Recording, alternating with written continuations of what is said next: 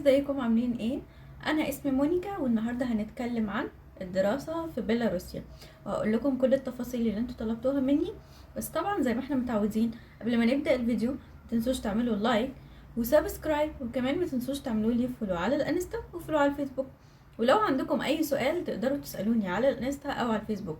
مش هطول عليكم، يلا بينا نبدأ الفيديو.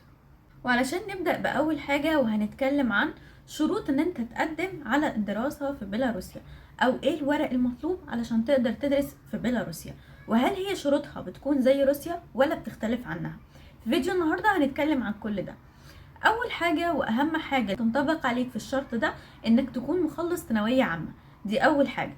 تاني حاجة ان يكون معاك جواز سفر، وده شيء بديهي احنا اكيد عارفينه، وكمان ده بيكون موجود في تقديم لروسيا. فتعال نشوف النقاط التانية اللي بتكون مش موجودة في روسيا. اولا لازم يكون معاك شهادة ثانوية عامة علم علوم لو انت ناوي تدرس كليات طبية او كليات هندسية. اما لو انت حابب تدرس كليات ادبيه فانت محتاج شهاده ثانويه عامه بس تكون ادبي. يعني الموضوع بسيط، بس اهم حاجه لازم تعرف انك من شهاده الثانويه العامه لو انت ادبي مش هينفع تدرس طب خالص نهائي او هندسه في بيلاروسيا، ودي اهم الشروط. اما بالنسبه للمعدل فهم لحد دلوقتي مفيش معدل ثابت، والشروط زي ما هي بالنسبه لروسيا. بتقدر من 50% ان انت تقدم وتلتحق في اي جامعة من الجامعات البيلاروسيا، وزيها زي الشروط، بس المهم انك تكون علم علوم لو انت ناوي تدرس كليات طبية، وكمان علمي رياضة لو انت ناوي تدرس كليات هندسية. اما بالنسبة للدبلومات او شهادات التعليم الصناعي فللأسف مش هتقدروا ان انتوا تدرسوا اي كليات طبية او كليات هندسية، فهيكون متاح ليكم بس الكليات الأدبية، وفي احتمالية كبيرة قوي ان انتوا ما تتقبلوش. فعلشان كده الموضوع ده ممكن تقول فيه احتمالية 50/50. تعال نشوف باقي الشروط.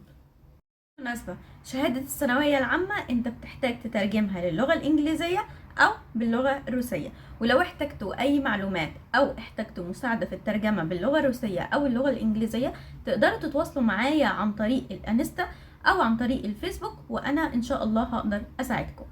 أما دول أهم الأوراق اللي لازم تكون موجودة معاكم لما تيجوا تقدموا في بيلاروسيا. طيب دي اهم شرطين، بس طبعا لازم لما تيجي يبقى معاك كل الورق ده بالصور الاصليه، ما يكونش معاك فيهم اي حاجه بتكون صور نسخه طبق الاصل، او زي ما بنقول صور. انت لازم يكون معاك كل الورق ده اصلي واصلي وبس. تعالوا بقى نشوف مراحل التقديم. اولا انت بتحتاج ان انت تديني الجواز السفر او شهادة الثانوية العامة المترجمة باللغة الانجليزية او باللغة الروسية لو انت هتعملها بره، او هتترجمها معايا لو انت هتعملها معايا. الموضوع سهل وبسيط. هتبعتلي دول لو انت حابب تقدم في بيلاروسيا، لان انا هقدر اساعدكم في الموضوع ده ان شاء الله. وكمان بعد ما بتبعتلي دول ببعتلك القبول، وده زي نفس الخطوات اللي موجودة في تقديم روسيا.